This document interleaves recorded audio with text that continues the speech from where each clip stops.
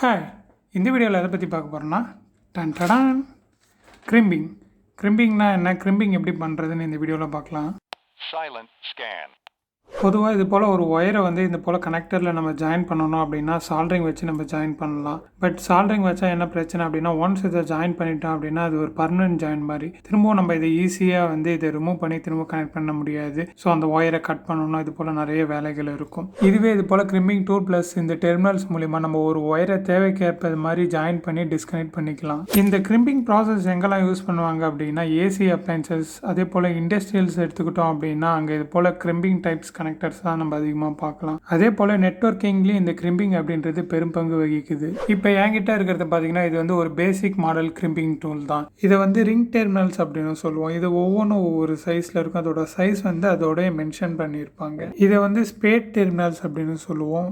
Mail, female, female, mail. இந்த ஒவ்வொரு கலருமே ஒவ்வொரு சைஸை குறிக்குது. Fork type terminals. அடுத்ததாக பட் கனெக்டர்ஸ். இது ரெண்டு ஒயரை ஜாயின் பண்ணுறதுக்கு யூஸ் ஆகும். இது வரைக்கும் நம்ம பார்த்தது எல்லாமே இது போல் இன்சுலேட்டட் டைப் பார்த்துருந்தோம். ஸோ இதை நான் இன்சுலேட்டட் டைப் அப்படின்னு சொல்லுவோம். அதாவது இந்த இன்சுலேட்டட் டைப்புக்கு மேலே இருக்கிற இந்த பிளாஸ்டிக்கை ரிமூவ் பண்ணி நம்ம இதை நான் இன்சுலேட்டடாக மாற்றிக்கலாம். ஸோ அதே போல் இந்த நான் இன்சுலேட்டடும் ரெடிமேடாக கிடைக்கிது. இப்போ ஒரு ஒயரில் எப்படி கிரிமிங் பண்ணுறதுன்னு பார்க்கலாம். ஃபஸ்ட்டு நம்ம கரெக்டான சைஸ் டெர்மினல் சூஸ் பண்ணிக்கணும். இப்போ நம்ம ஒரு டெர்மினலில் கிரிம் பண்ண போகிறோம் அப்படின்னா நம்மளுக்கு ஃப்ரண்ட் எண்ட் இதுதான். அடுத்ததாக கரெக்டான சைஸுக்கு இன்சுலேஷன் ரிமூவ் பண்ணிக்கணும். அதே போல் ரொம்ப முக்கியமானது, இந்த டெர்மினல்ஸ்க்கு ஏற்ற மாதிரி கரெக்டான சைஸ் ஒயரை நீங்கள் சூஸ் பண்ணணும். அடுத்ததாக நம்ம ஒயரில் ஸ்லீவை ரிமூவ் பண்ணணும். ஸோ அப்படி ரிமூவ் பண்ணும்போது நம்ம இது வரைக்கும் தான் ரிமூவ் பண்ணணும், ஓகேங்களா? ஸோ இந்த இடத்துல இருந்து சின்ன ஒரு டாட் மாதிரி இருக்குங்களா, அங்கேருந்து இந்த பெண்ட் வருது இல்லையா, ஸோ இது வரைக்கும் ஸ்லீவை ரிமூவ் பண்ணணும். அதுக்கு மேலே இன்சுலேஷன் இருக்கணும் இந்த இடத்துல. ஸோ அப்போ தான் கிரிமிங் ஸ்ட்ராங்காக இருக்கும். இது போல் கரெக்டான சைஸ்க்கு ஸ்லீவை ரிமூவ் பண்ணிவிட்டு அதை கொஞ்சம் ட்விஸ்ட் பண்ணிக்கணும். அப்போ தான் கிரிம்ப் பண்ணும்போது நல்லா ஸ்ட்ராங்காக இருக்கும். இப்போ நம்ம உள்ளே இன்சர்ட் பண்ணி பார்க்கலாம். ஸோ இது போல் கரெக்டான சைஸ் வெளியில் ஸ்லீவ் தெரியணும். எக்ஸ்ட்ரா இது போல் நீட்டிகிட்டு இருக்கக்கூடாது. ஸோ இந்த இடத்துல கரெக்டாக ஸ்டாப் ஆகி நிற்குது இல்லையா, ஸோ இதோடு இருந்தது அப்படின்னா கிரிம்பிங் நல்லா வரும். அதே போல் இந்த இடத்துல இன்சுலேஷன் இங்கேருந்து இன்சுலேஷன் ஸ்டார்ட் ஆகும். இது வரைக்கும் இன்சுலேஷன் இருக்காது, ரிமூவ் பண்ணி வச்சுருப்பேன். ஸோ இது போல் தான் கரெக்டான சைஸ் ஸ்லீவ் ரிமூவ் பண்ணணும். ஸோ இப்போ நம்ம கிரிம்ப் பண்ண போகிறோம். நம்ம யூஸ் பண்ணுறது பார்த்திங்கன்னா இன்சுலேட்டட் டைப் டெர்மினல்ஸ். ஸோ இங்கே இருக்குது பார்த்திங்கன்னா இன்சுலேட்டட். ஸோ அதுக்கு நேராக இருக்கிற இந்த 3 கலர்ஸ் நம்ம யூஸ் பண்ணிக்கலாம். ஸோ நம்ம யூஸ் பண்ணுறது பார்த்திங்கன்னா இந்த ப்ளூ கலர் யூஸ் பண்ணுறோம். ஸோ அதுக்கு நேராக இருக்கிற இந்த ப்ளூ கலருக்கு நேராக இருக்கிற அந்த இடத்த தான் நம்ம கிரிம்ப் பண்ணுறதுக்கு யூஸ் பண்ணிக்க போகிறோம். இப்போ நான் என்ன பண்ண போகிறேன் அப்படின்னா, டேரெக்டாக அந்த ப்ளூ கலர் இடத்துல எடுத்து போய் கரெக்டாக இந்த இடத்த வைக்கிறேன், ஓகேங்களா? ஸோ அந்த அலுமினியம் பார்ட்டு மட்டும் நான் வைக்கிறேன். இந்த இன்சுலேட்டட் பார்ட் இருக்கு இல்லையா, இங்கே வைக்க மாட்டேன். ஸோ அந்த அலுமினியம் இருக்கிற இடத்துல வச்சுட்டு ஒரு ப்ரெஸ் பண்ண போகிறேன். ஒரு டீப் ப்ரெஸ் பண்ணிட்டேன். ஸோ இப்போ பார்த்தீங்கன்னா தெரியும். இப்போ அந்த இடம் நல்லா பெண்ட் ஆகணும், ஓகேங்களா? ஸோ இப்போ நான் ஒரு டைம் பண்ணியிருக்கேன். இதுக்கே நல்லா ஸ்ட்ராங்காக தான் இருக்குது. இருந்தாலும் நான் இன்னொரு டைம் பண்ண போகிறேன்.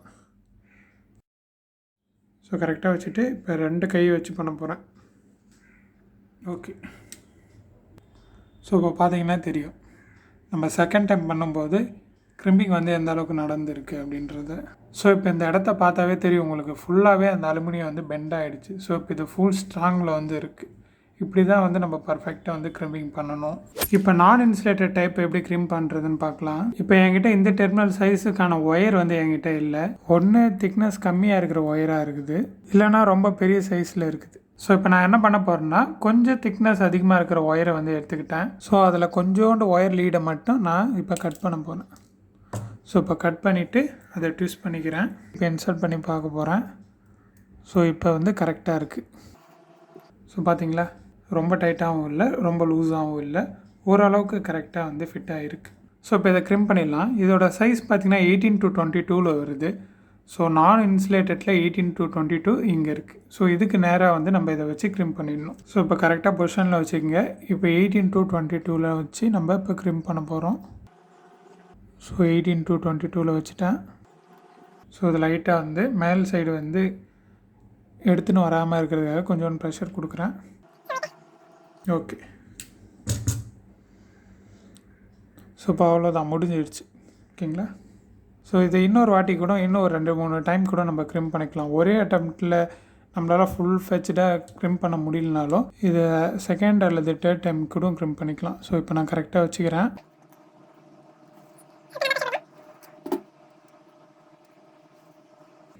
ஸோ இப்போ பார்த்தீங்கன்னா தெரியும் ஓகேங்களா. ஸோ இது நம்ம செகண்ட் டைம் க்ரிம்ப் பண்ண உடனே இது இன்னும் நல்லா பெண்ட் ஆகிடுச்சு. ஸோ இது இன்னும் நல்லா கிரிப்னஸ் வந்து நம்மளுக்கு கொடுக்கும்.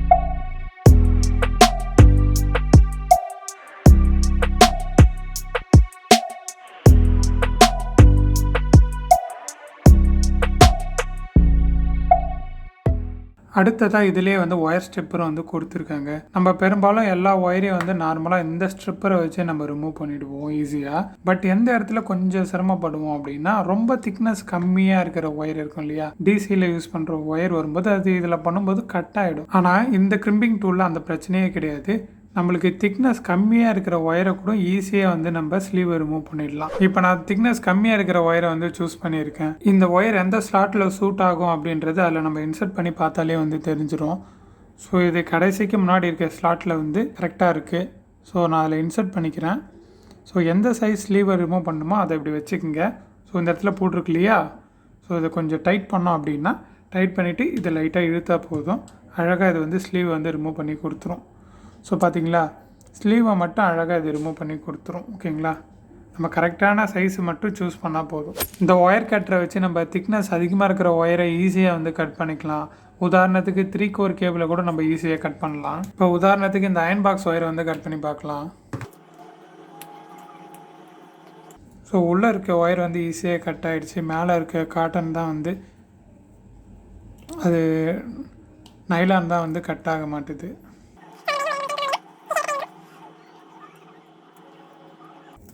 ஓகே,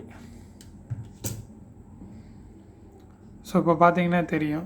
ஸோ திக்னஸ் அதிகமாக இருக்கிற ஒயரை கூட இது ஈஸியாக கட் பண்ணிடலாம். ஸோ இந்த ஒயர் கட்டர் ஆப்ஷன் வந்து ரொம்ப ஸ்ட்ராங்கானது.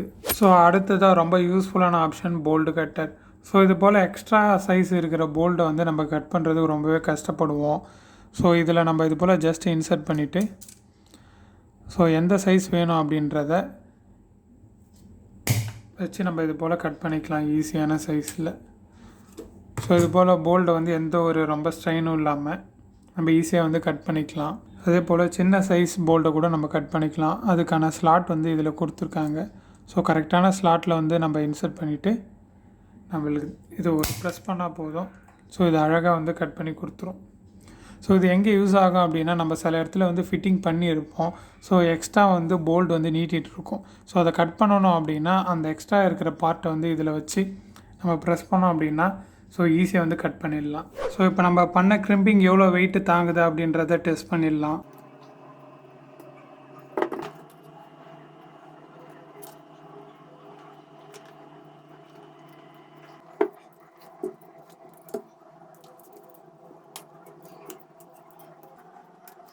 ஸோ இப்போ நம்ம பண்ண கிரிம்பில் வந்து நான் 3 கிலோ வந்து கனெக்ட் பண்ணியிருக்கேன். ஸோ இப்போ இதை லிஃப்ட் பண்ணி பார்க்கலாம். ஸோ இங்கே பார்த்தீங்கன்னா தெரியும். ஸோ இவ்வளோ தான் இருக்குது. நான் இப்படி தான் லிஃப்ட் பண்ணுறேன். ஓகே, 3 கிலோ வந்து லிஃப்ட் ஆகிடுச்சு. ஸோ இது வரைக்கும் எந்த ஒரு டேமேஜும் இல்லை. ஓகே, ஸோ இப்போ நம்ம 6 கிலோ வந்து கனெக்ட் பண்ணி வச்சுருக்கோம். ஸோ அதனால் ஒயரை வந்து திக்னஸ் அதிகமாக இருக்க ஒயரை மாற்றிட்டேன். ஸோ இப்போ கிரிம்பிங் டூல் இப்படி தான் கனெக்ட் பண்ணி வச்சுருக்கோம். இப்போ லிஃப்ட் பண்ணி பார்த்துடலாம்.